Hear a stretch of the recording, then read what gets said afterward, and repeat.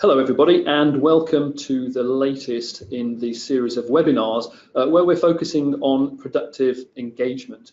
I thought we'd have a look at the annual engagement survey today and how that might grow, I suppose, into the modern feedback landscape, but making sure that we're bringing all of the different demographics of the audience along with us. You've probably seen me on a few of these webinars.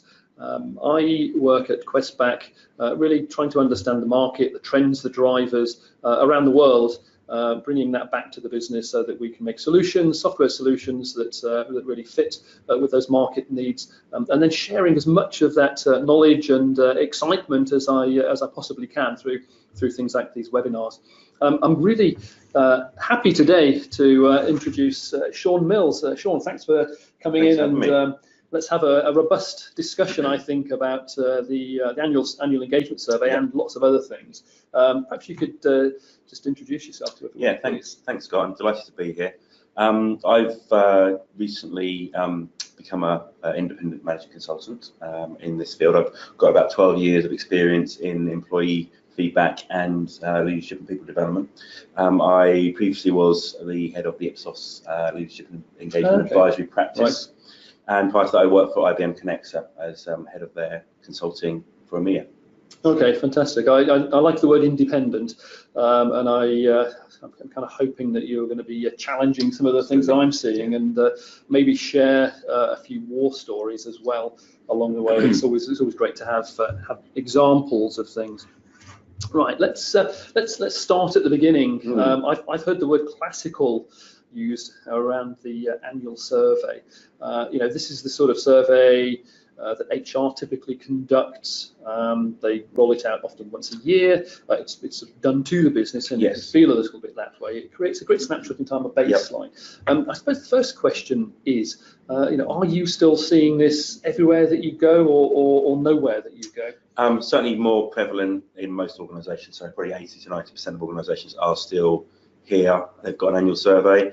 They are looking to move and aspire to have more frequent feedback from employees, but I think a lot of them have come traditionally from this space. Right. Okay. So 80 to 90%. That's quite a lot. Yes. And so? I mean, you spoke about moving to more frequent as well. Yes. I mean, do you even see people that do this less frequently? I have had cases where they have organisations who survey their employees once every 2 years, and even occasionally once every 3 years. Okay. By which time obviously a lot has happened in between those two periods. You would expect so. You would expect so. All right. I think the other thing as well that I see quite often, I remember doing one of these at a large company where I worked previously. We celebrated the completion rate. Hey, look, 97% of people have completed this. Here I am 10 years later, and I still can't quite remember having seen the results and the actions. And I've listed here sort of hidden issues, but almost everywhere I go, people mention these, so that I'm not sure they're that hidden. Something we've covered at Questback on other webinars and podcasts are the changing demographics as well. So we have giggers, people who come into the business and out. Yes. People join during the year and leave. Yeah. And of course, they might well be missed by an annual survey. So what I'm seeing a lot is, as you mentioned, people are moving to more frequent pulses. A change, though, in the last couple of years, and probably more of a focus this year, has been around surveying after an action has been taken. So maybe the annual survey shows some changes, some needs, some improvement areas, some opportunities, some gaps, and people take an action against that, and they want to measure the impact of that. Or maybe there's a big event like a sales event, and they want to measure the experience. And something I've seen a lot more in the second half of this year is sort of pointed health checks, and we'll come on to that and have a look at each of these in detail. And very much something that we've heard a lot of this year is moving almost from an annual survey to continuous listening. Right. I think there's a place for all of these, and let's have a look at some of these. So the annual survey, we spoke about some of the pitfalls, I suppose, of the annual survey, those hidden issues. But there are plenty of benefits as well. Taking a snapshot and comparing it year on year, we certainly work with companies where the annual engagement score is a part of the board KPIs. Yes. You might find it in their annual accounts. Absolutely, there are a number of organisations that do publish it, so you can see within their annual accounts what their scores are and how they've tracked year on year as well. Is that a good idea, publishing an annual engagement score? We have to recognise that no two engagement scores are going to be the same. So whereas in a financial accounts they're comparable, depending on what model they're using, what questions they use to measure their engagement, you can't compare like with like. So I think it's a good indicator to see how an organisation is tracking, but maybe not for comparing one organisation with another. Okay, I think often people do have different models of engagement. We did a survey of the market last year looking at different models. Below the surface, we found lots of commonalities, whether you use phrases like think, feel and act, yes, or head, heart, hands. We've seen quite a bit. You tend to get this sort of practical thing, yes, you get the emotional thing, and you get the thing. Yeah. That's right. So we've seen commonality, which does allow that comparison and the benchmarking. People often try to benchmark within a business though, or within a region. We find that happens. Why would people continue with this? Why would people continue with an annual survey? Annual surveys still have their place because some of the bigger issues that as a leadership team you want to get to and address are not going to be solved in one period. Right. So what I'm thinking about specifically, there are cultural things like if you have an issue with people feeling valued and respected, for example, that's very much a cultural issue which will take time and effort to address. Right.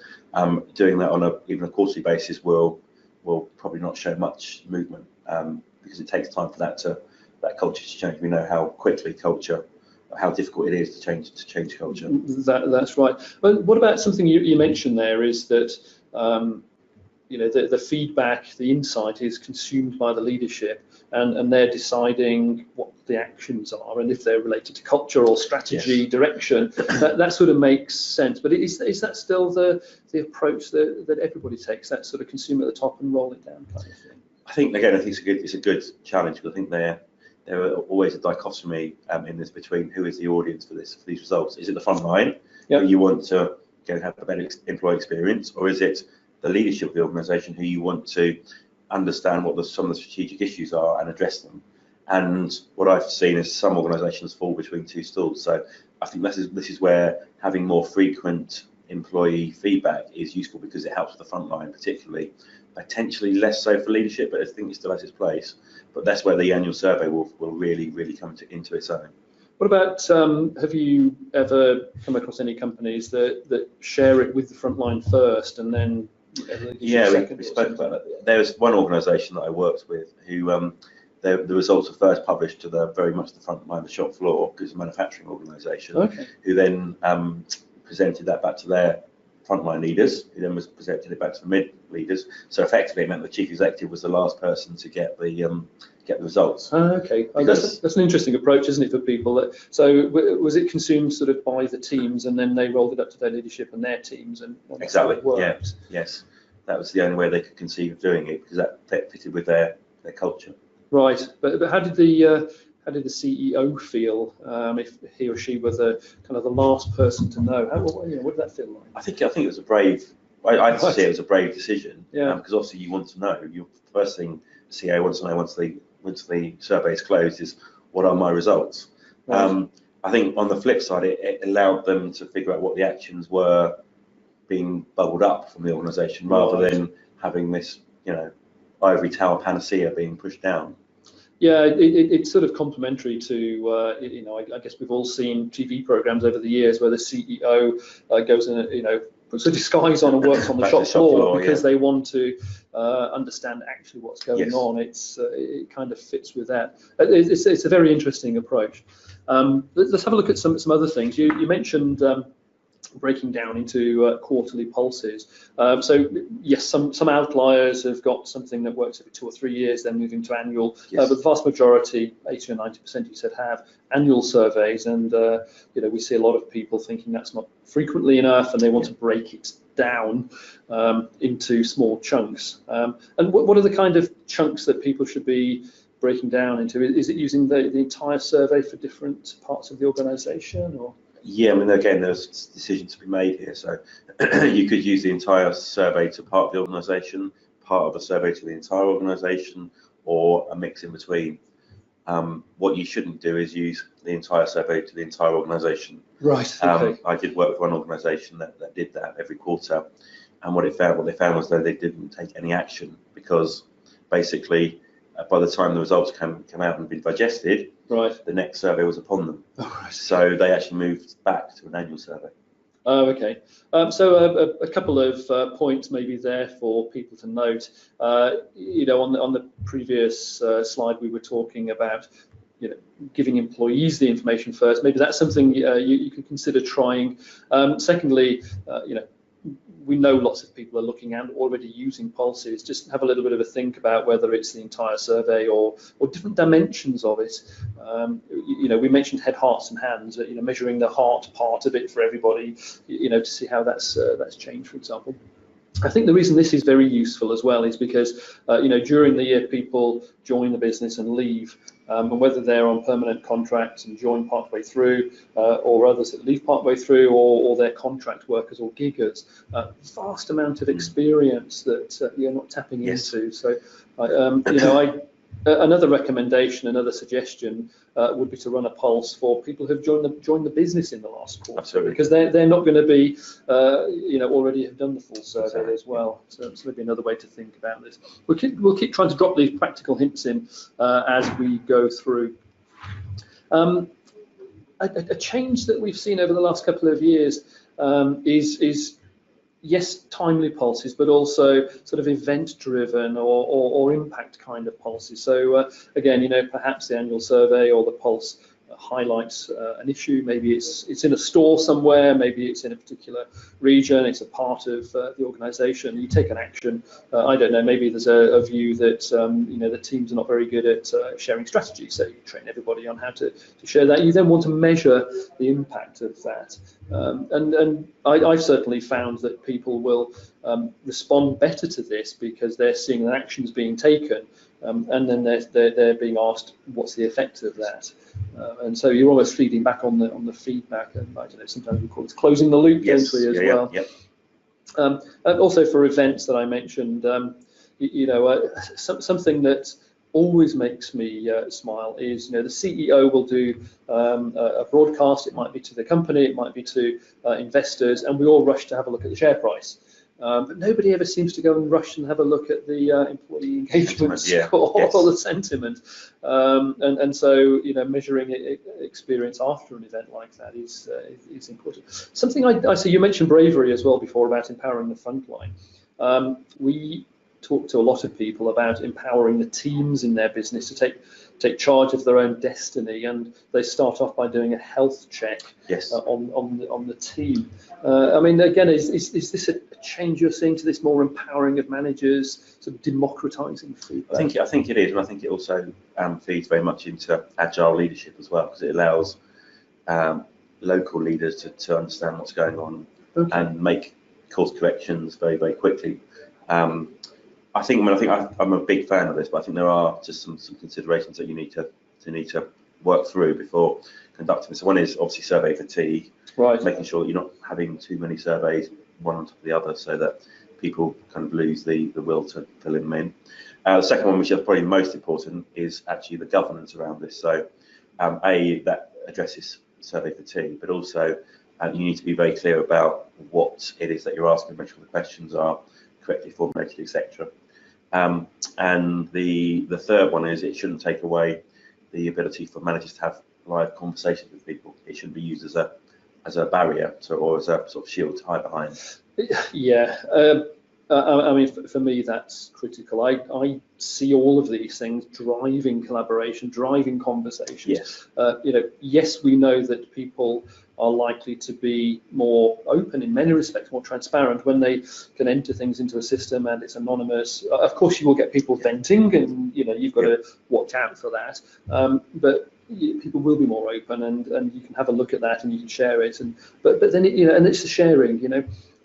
We use these kind of systems solutions in-house at Questback. We drink our own champagne or eat our own dog food or whatever you like to say. And I've been at a meeting where a regional manager has shared his feedback with his team in an open forum for the first time, and they all saw it completely transparently, and that was a fantastic experience for everybody.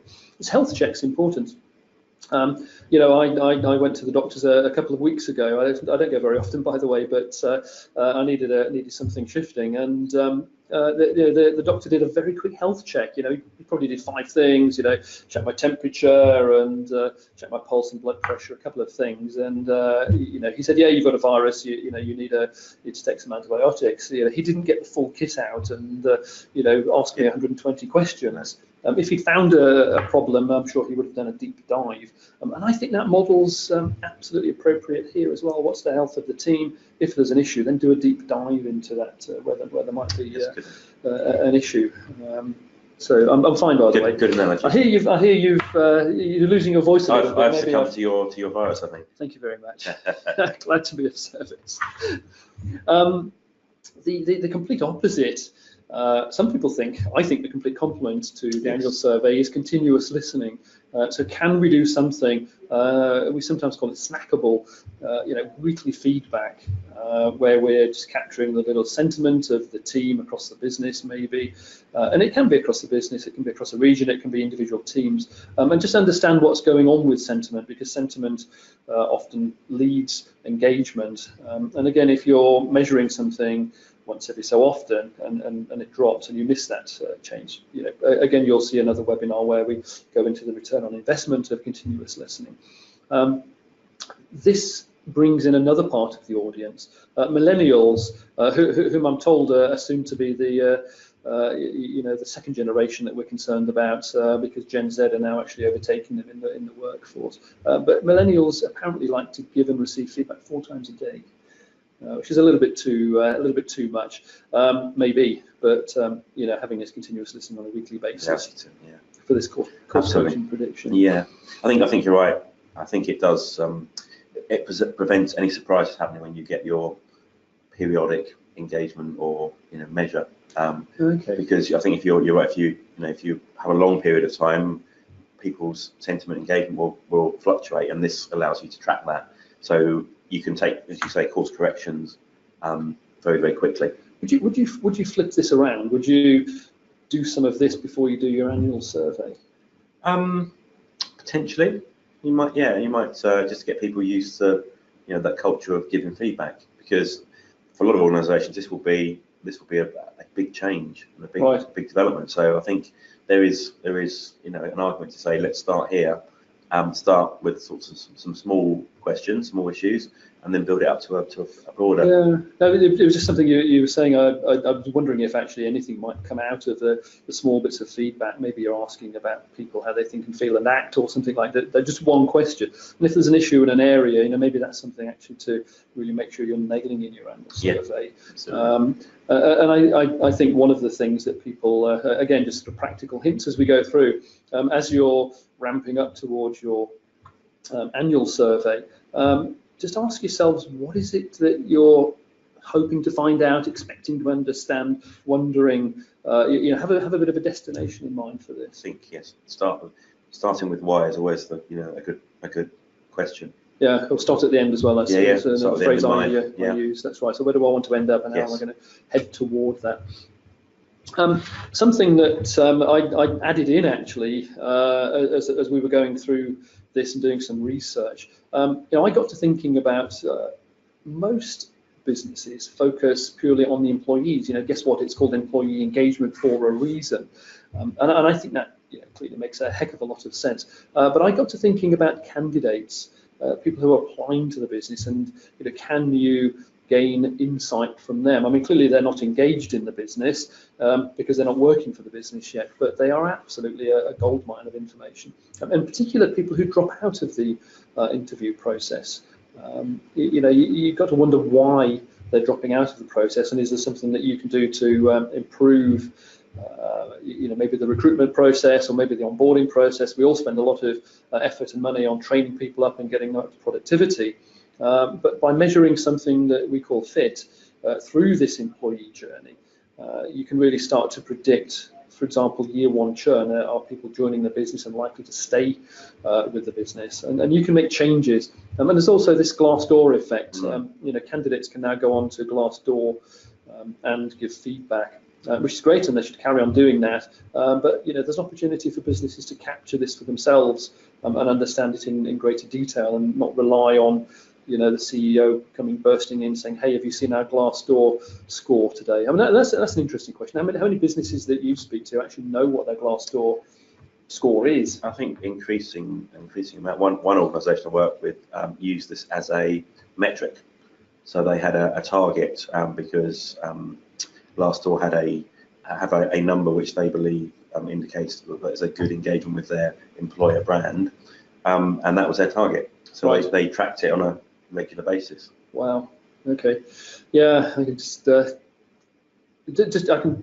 part of me wonders why more people don't actually focus on these candidates, because that whole employer brand is it's huge business. I think I read a stat somewhere that I think 69% of people, whether they're in work or not in work, will not apply to a company if their Glassdoor rating's low. Yeah, that makes sense. Poor or something. Yeah. So here's a chance to again, just a practical hint. Just have a little bit of a think about including candidates in your survey landscape. So there are plenty of places where we can capture feedback: the annual survey, timely pulses, impact pulses, event pulses, team health checks, which I really like, continuous listening, these touch points of interview, dropout, onboarding, and exit as well. A lot of people do exit surveys, but don't measure anything particularly. From my perspective, I think as an industry, we've focused a lot for the last 25 years actually on capturing feedback. I could be quite controversial and say we've all looked at the wrong thing. We should really be looking at improvement. And that's something as a business we're spending a lot of time and effort on in the last 12 months is to bring this improvement part of the feedback cycle really to the front. And for me, this is absolutely critical. You mentioned collaboration. As part of this, and again, we have things in our products that will generate recommendations for people. For me, getting people to collaborate with their peers, understand what's working, what isn't working, and bring that into their action planning is a key part of this. I mean, you mentioned the business that was doing, I forget, did you say how many questions it was they were doing in their quarterly pulse? But they were about never 60 odd, yeah. So they were never quite catching up. Yes. And we do.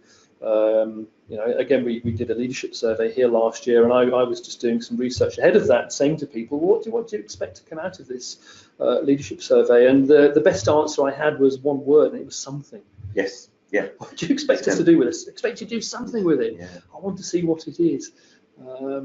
So I don't know, have you got any experiences, again, of this collaboration or something? I mean, does this work just in an office, or can it work where you've got distributed teams, for example? I think it works for me, actually. So it's a great way of having that with distributed teams, to get them together and either physically or virtually to share results. And you're absolutely correct, is that the whole point of doing this is so that there's something happens at the end of it, some kind of action, because effectively you've asked employees for their opinions about the organisation, and you're expecting some payback. Yeah, welcome to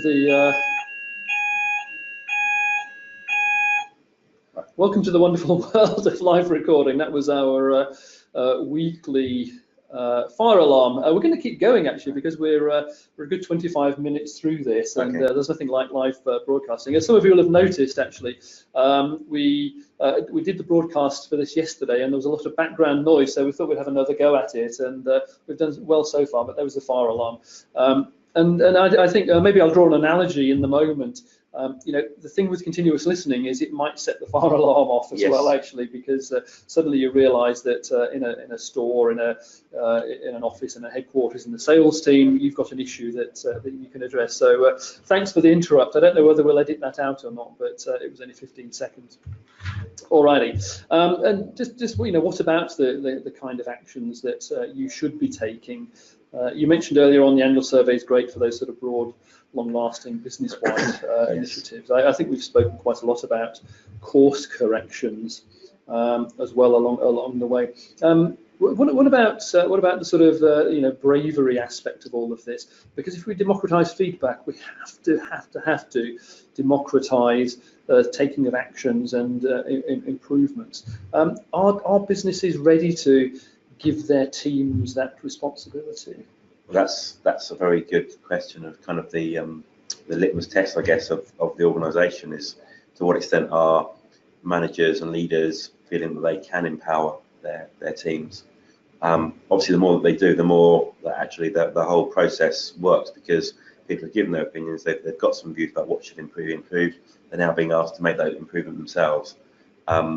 Unfortunately, I guess a lot of people perceive that knowledge is power, and they will keep the results themselves and not share them, particularly if they're not particularly positive results.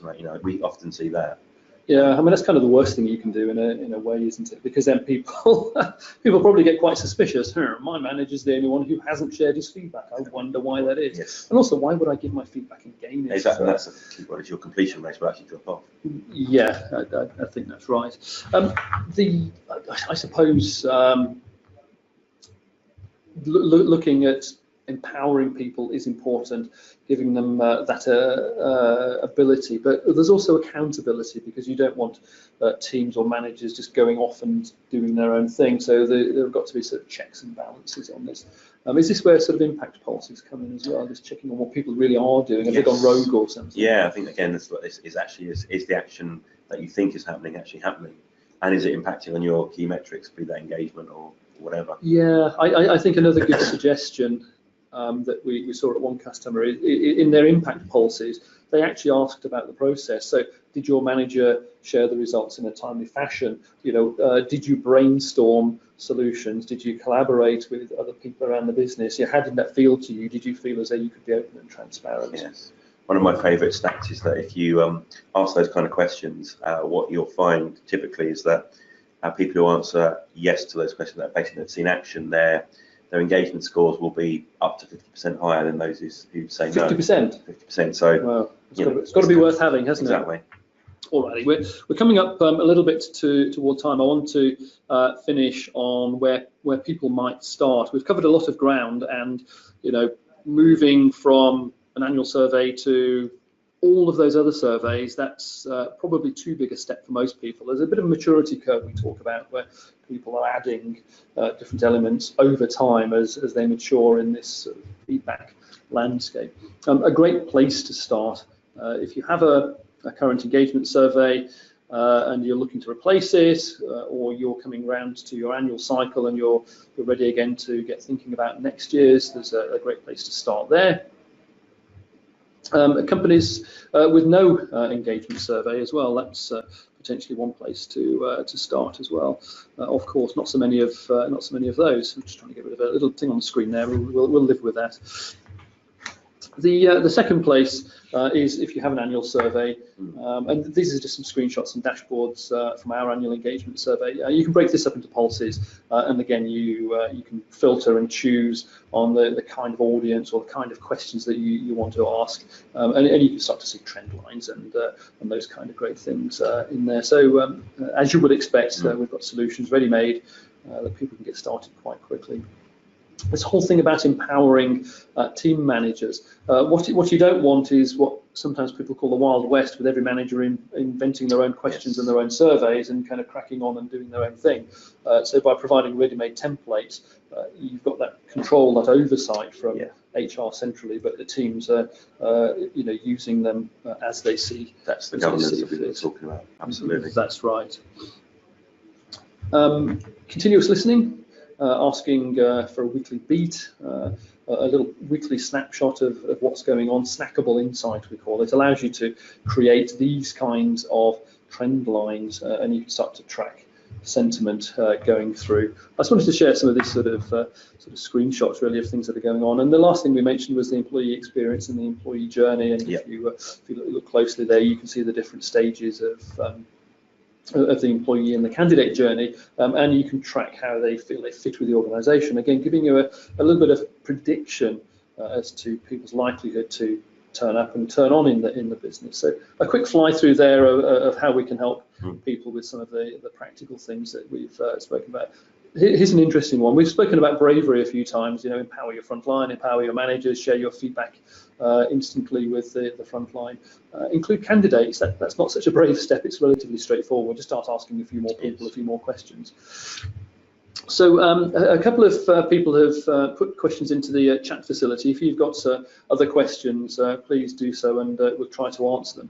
We're just about on time, but maybe a couple of questions. We've spoken about employee survey fatigue a couple of times, and we've had a couple of questions about that. Hey, there's a lot going on. Yes. You know, how do I avoid survey fatigue? What would you be saying to that? There's two things. It's being planful around how often and where you publish surveys, and the second one is the reason why is be very clear and communicate the reason why you're asking the question, so that people feel that there is a purpose to it. Right. Okay. And there's just another one about free text feedback. We've spoken a lot about engagement models, and impact policies. Should every single survey have a free text? I think if you have figured out how you're going to analyse it, then absolutely. But you could be drowning under a sea of free comments, and somebody has to manually go through. So it depends on how you have.